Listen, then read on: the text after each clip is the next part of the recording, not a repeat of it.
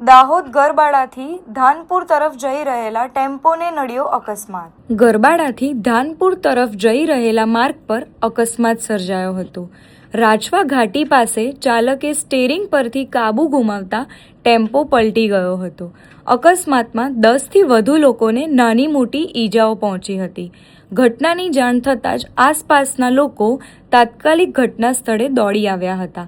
ઈજાગ્રસ્તોને તાત્કાલિક સારવાર અર્થે નજીકની હોસ્પિટલમાં ખસેડવાયા હતા। ગંભીર રીતે ઘાયલ થયેલા લોકો વધુ સારવાર માટે દાહોદની ઝાયડસ હોસ્પિટલમાં દાખલ કરાયા હતા। સ્થાનિક પોલીસ ઘટના સ્થળે પહોંચીને વધુ તપાસ હાથ ધરી છે। वाले 2 4 10 दिन वहाँ रहते, 2 10 5 दिन वहाँ रहते, तो वो गाड़ी घाटी में आते आते में इतने में हमारी गाड़ी पलटी हो गया। तो उसमें 108 गाड़ी ले तुरंत बुलवाई और तुरंत उसमें डाल के हमको डायरेक्ट दाऊद के डॉक्टर में जायडस हॉस्पिटल में लेके आए। तुरंत ज वहाँ पे 50-60 डॉक्टर सब इकट्ठे मिलके हमारे पूरे पब्लिक को और दवा गोली सब किए। किसी को तो 5 मिनट में ही अच्छे कर दिए बाबूजी, और किसी को थोड़ा घायल है तो उनके लिए तुरंत इलाज पानी कर रहे। भगवान इनका भला करेगा। कितने लोग गाड़ी में कितने लोग घायल हुए?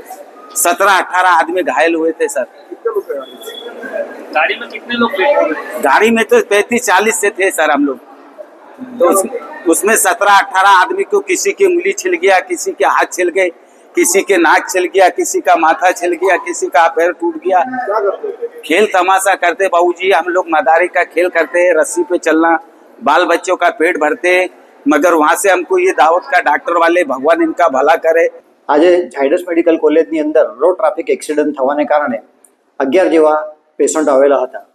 ઘટનામાં એવું હતું કે પિકઅપ વાહનની અંદર લગભગ 30થી 35 જેટલા મુસાફરો મુસાફરી કરી રહ્યા હતા ધાનપુરની ઘાટીની આસપાસ। ધાનપુરની ઘાટીની આસપાસ એવી કંઈ ઘટના ઘટી હતી જેને કારણે પિકઅપ વાહન કંઈક પલટી ખાઈ ગયું હતું। અમને એ બાબતના મેસેજ મળતા ઝાયડસ મેડિકલ કોલેજ અને હોસ્પિટલની ટીમ એને તાત્કાલિક ધોરણે સારવાર માટે તૈયાર હતી। આમાં લગભગ 11 જેટલા પેશન્ટ આવ્યા હતા, જેને અહીંયા આગળની અંદર સારવાર તાત્કાલિક ધોરણે ચાલુ કરી દેવામાં આવી હતી।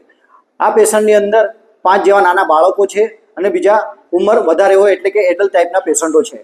એમાં 3 પેશન્ટની હાલત થોડી નાજુક છે, બધાની સારવાર ચાલી રહી છે।